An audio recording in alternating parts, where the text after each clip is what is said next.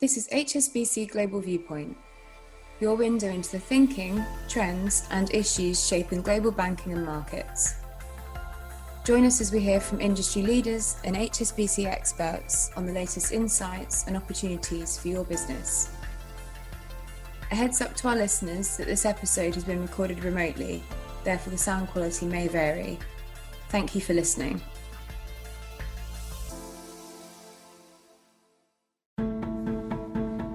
Welcome to the Business Plan for the Planet podcast, a series centred around ESG insights.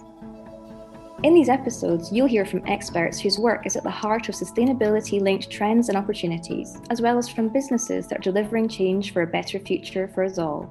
Join us as we shine a spotlight on their commitment to a sustainable future.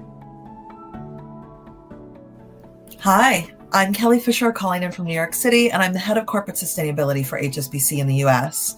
Thank you so much for joining us. Today, we're talking to two very different companies.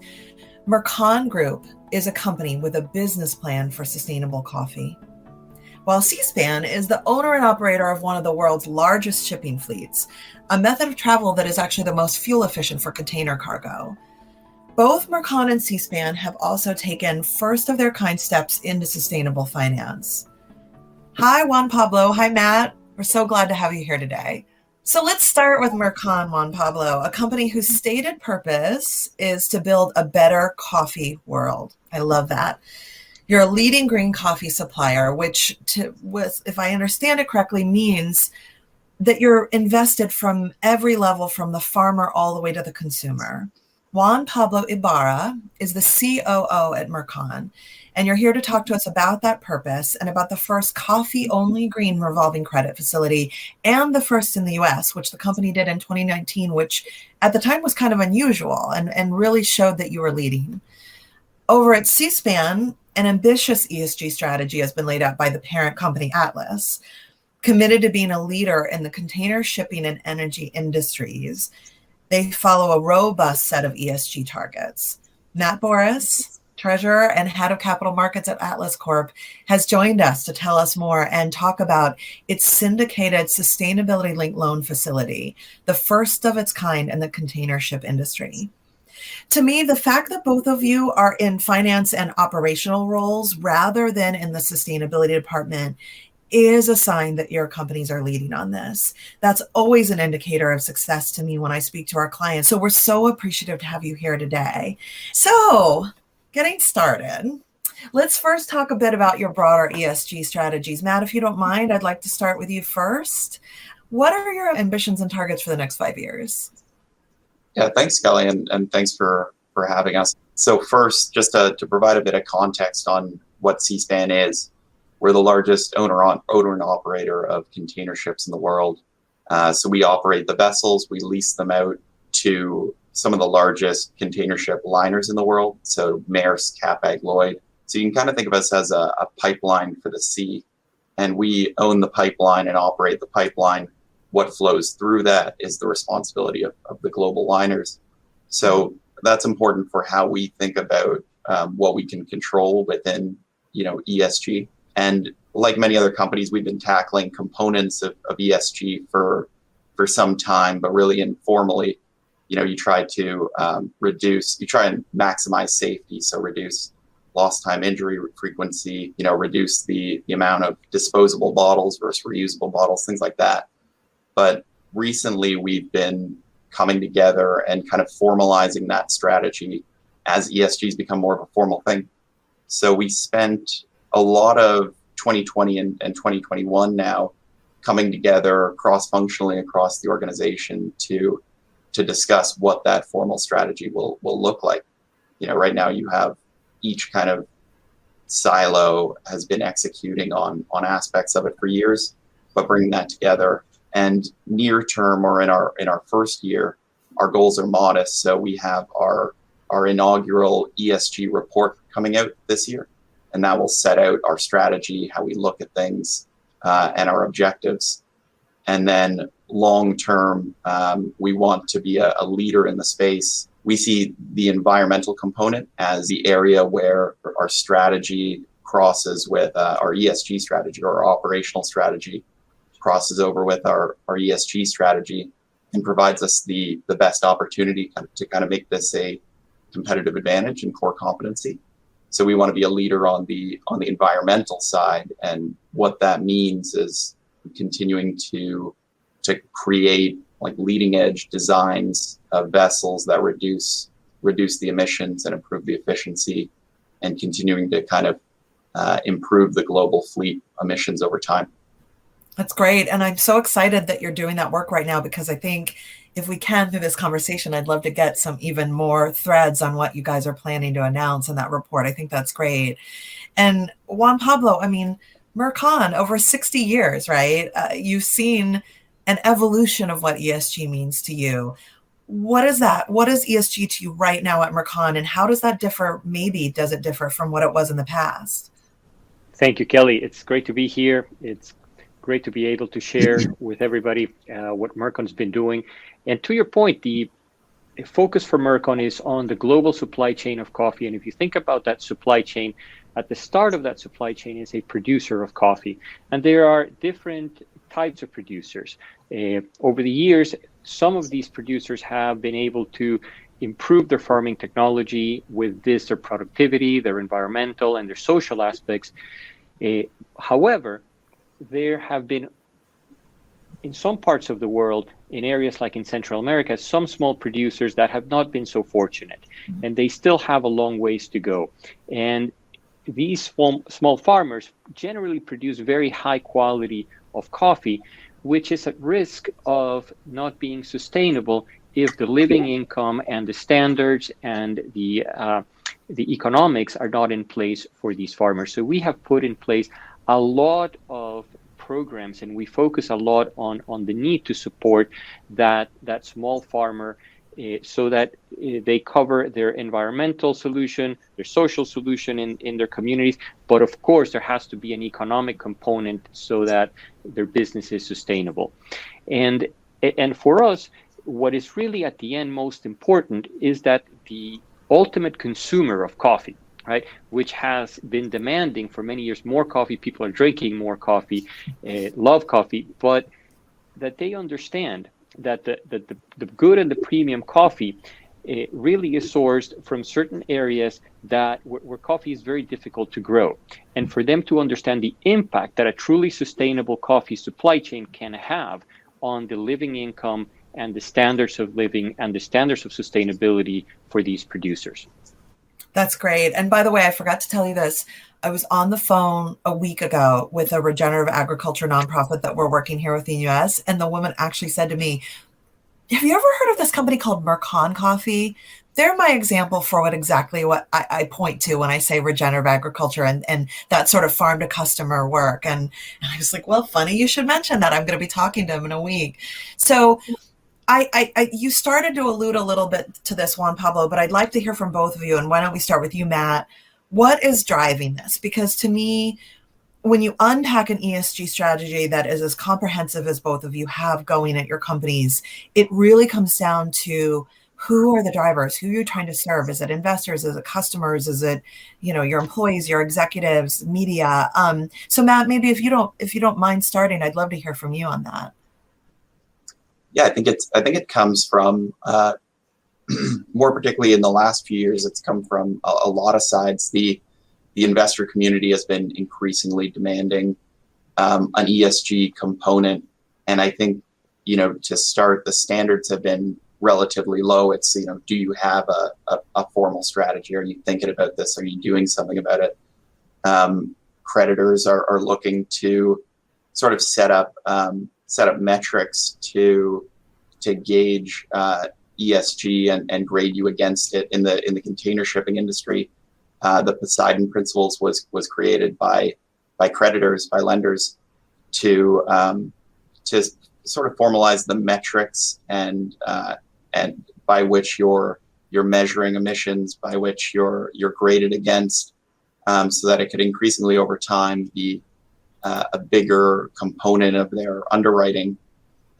You of course have, our customers have always really demanded fuel efficient vessels. We created about a little over 10 years ago we started a program to create some of the most environmentally friendly vessels in the industry, reducing carbon emissions by about 25%, and have carried that forward. So there's a bit of a competitive drive to do that. And then, some of it is just your management team's views on the world and what's important and what's a strength, and where the benefit's worth the cost. So it really comes from everywhere. And Matt, I don't want to put you on the spot, but do you think that there needs to be slightly more of a push for, because you mentioned investors to value a company that's on its journey rather than one that's purely green? Because I think we've seen an enormous increase in investor attention, obviously in oil and gas, but other industries. Is that something that you think should be valued a little bit more highly? A company that is in an industry that needs to transition, and then a company that in that sector is leading in doing that transition work. Yeah, I definitely do. I think there's a huge focus right now on products or end products that are green. But you could take, an electric vehicle and, view that to be a green product. But let's look at the whole, supply chain throughout that, certainly came, as well as the materials for that came through a container ship. Container shipping right now carries 90% of the value of global goods. And, of course, there's a broader transport supply chain that connects from raw materials to end product or for whatever it might be. So we need to not break apart the supply chain or break apart the machine and identify some products as green and some as not green, but a more holistic view to what is being done behind the scenes to achieve end goals, and transition solutions are a big part of that. So a capital intensive industry like energy or like shipping is not going to be carbon neutral overnight. There's going to be a long-term transition, and you wouldn't want it to be green or carbon neutral overnight, because it would mean that you're scrapping tons and tons of vessels and pipelines and everything, which at the end of the day wouldn't be green. But there needs to be, I think more of a pragmatic focus on funneling capital towards those who are doing things right within those spaces to drive carbon emissions down over time, or GHG emissions down over time, or on the social governance sides as well. And I think the sustainability linked financing is a great thing for that, because you're able to pick your own KPI, and as long as you work with a second party opinion provider and it makes sense, there's a lot of flexibility there. So for example, you don't have to, with a green bond or green loan, for example, you may have to buy something that is carbon neutral. But if it's a sustainability linked financing, you can say, we're going to execute on our plan, and we're going to reduce GHG emissions by 25% by the end of the year. And how you do that can be a combination of things. It could be, certain people focused on certain things, reductions throughout the platform or the company. So it provides you a lot more flexibility to get at where we're trying to go, a carbon neutral world, and one that's ESG forward in I think the right way. Yeah, no, I love that. And I completely agree with what you're saying about looking at the whole picture rather than a pure green product or one pure green element. I think that's amazing. Juan Pablo, who's driving your strategy? I mean, you've already spoken a little bit about the farmers in a way that I thought was incredibly moving, but who's driving your strategy at Mercon? Thank you, Kelly. You mentioned at the beginning that Mercon is a company that strives to build a better coffee world, and it truly is our massively transformative purpose. It is our purpose to try to build a better coffee world. It's the essence of who we are, and I really would say sustainability for us has been something that has stemmed from from this passion to try to make things better as we understand the realities of the coffee supply chain, right? So this is really our guiding principle. Everything stems and begins there. And if we think about the effects that has, it naturally makes us look for the clients that value sustainability, the products that have a good sustainable component and value across it, and how that is perceived and what is demanding that.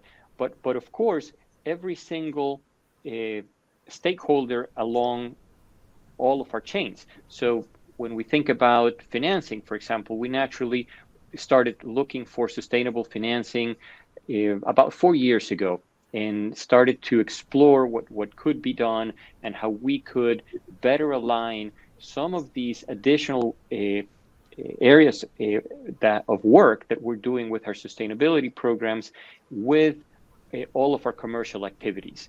So it's we're trying to align it with what our customers demand and with what all of our stakeholders in the chain are doing. So the banks play a key purpose on it, and we have grown over time to build our KPIs for the sustainability linked revolver that we had that you mentioned. It's the first one in the US that came in 2019, the first one in coffee, and it was a new concept, but it's nothing different than a green bond, except on a revolving credit facility. We have our sustainability incentives that if we meet, we obtain a small discount. That small discount gets directly reinvested into the programs that we've agreed that actually drive the ESG KPIs that matter, right? And so far we've been focusing, like I said before, a lot on the supply chain and on the impact to the producer, to making sure that the coffee meets good environmental standards, that the social component is met, that there's no child labor, but that we, of course, try to invest in the communities to make the communities for growing coffee better and sustainable over time. And, of course, on the economic front, so that the production can be of high quality and can be productive enough to be economically attractive to the producer. And both of you were drawn early on, I think, to this new thing of sustainable finance, new products. If you had to explain, Juan Pablo, to one of your children what a sustainability linked loan is, how would you describe it? Well, that's a great question, Kelly. I think I would make it akin to having a friend that you like versus a friend that is kind of distant to you. So you could have a friend where you have things in common and do things with a friend where you have things in common and you do things that you mutually like and that you mutually appreciate. And that's how I would explain it. We work with the banks that value the sustainability work that we are doing in our supply chain and are willing to invest in it if we do the right work. I love that description. And Matt, you guys were also drawn to this early on, and now we're seeing it really taking off. What was it about this? I mean, you talked a little bit before, but what was so appealing about this type of sustainable finance for Atlas?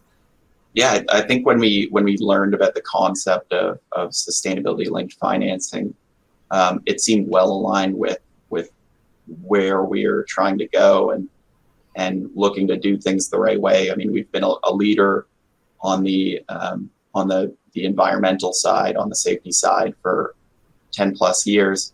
So we wanted to find a way to incorporate that and our goals into our financing. And it may seem daunting. The concept of it may seem daunting to newcomers, but really, if you're a company that's already doing these things, it's likely that you already have a lot of the information and materials ready, and it's just pulling it together from across the organization into a public or into a usable format. So that's kind of how we came at it. And I think the real thought that took a lot of time on our side, and for any issuer should take a lot of time and thought, is the KPIs, which are the core of it really makes what a sustainability linked financing what it is. It's how you measure success. So for us, luckily, how we came at it at first was looking to the Poseidon principles, which is the industry, the lenders throughout the industry have created this measure, and a metric is already established for how we're going to measure emissions and how we're going to compare across industry. So that seemed like a great starting metric for us. The second was we had 2 KPIs in our first sustainability linked loan. So emissions was the first. The second was more of a supply chain approach, which was interesting for us. So we reward, or the KPI is based on us incorporating into our contracts a sustainability pain gain share sort of thing. So if our customers are operating in an environmentally friendly way, we reward them, and if they don't, then they sort of reward us, or we penalize them otherwise.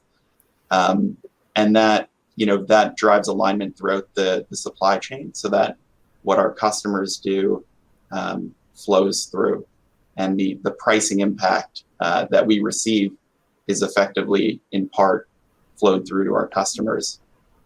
So that was our way to link it together. Mm-hmm. And so our first loan was late last year, late 2020, and was about 250 million. That was sort of our first, test run of the KPIs and how this all works. We found it was pretty seamless, and we've since expanded it across our $2.5 billion cornerstone secured financing. And interestingly, we just closed $500 million with U.S. private placement investors. So these are life insurance companies that were also interested in the same things, and we're keen to participate. So we received a lot of interest and a lot of demand based on that, and it also spreads the impact across a broader reach. What were the internal discussions at Mercon that made you decide, because you were so early in this, made you decide, we're gonna roll the dice and try this because we think there's something important here? Thank you, Kelly. We were really looking for additional suppliers, let's say, within all of Mercon to help us in this journey. At the very core of the issue that we have in the supply chain is the sustainability of the farmer, like I stated at the beginning. So we established a program at Mercon that we call LIFT, and it's a multi-year educational and technical support program that works directly with the farmer in order to help that farmer become more productive, become more technified, and produce even higher quality product. So this program takes a lot of resources, right? And some of the support started to come from our customers that would support having a LIFT certified coffee that they would sponsor. However, we soon found that some of the banks were very interested in the social programs that we were doing in some of these coffee communities.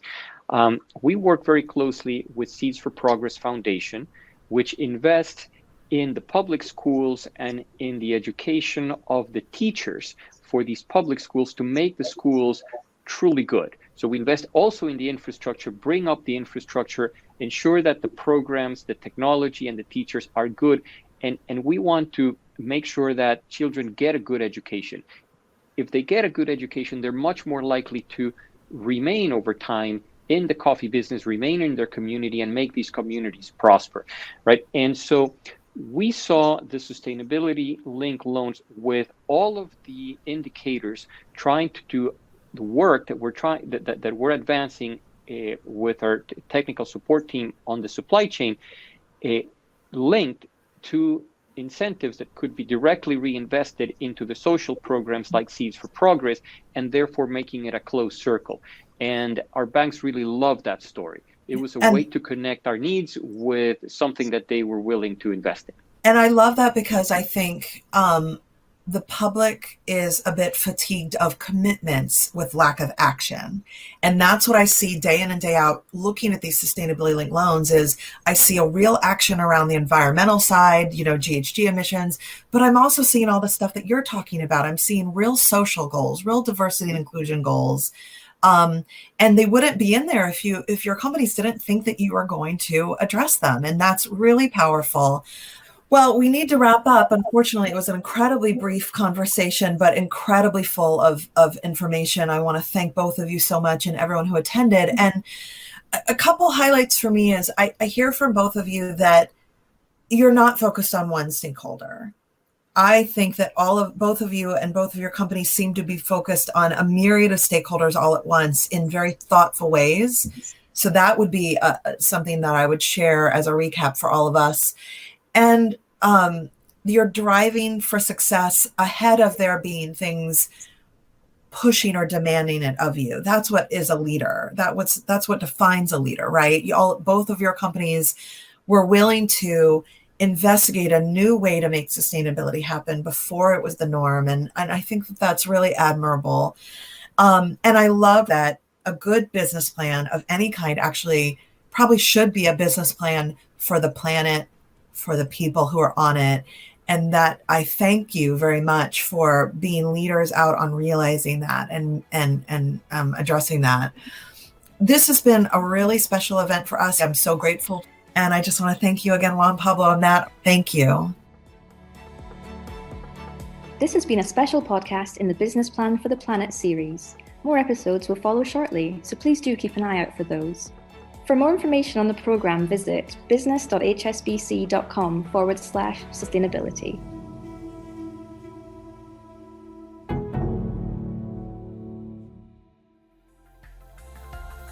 Thank you for listening today.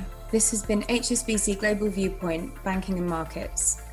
For more information about anything you heard in this podcast, or to learn about HSBC's global services and offerings, please visit gbm.hsbc.com.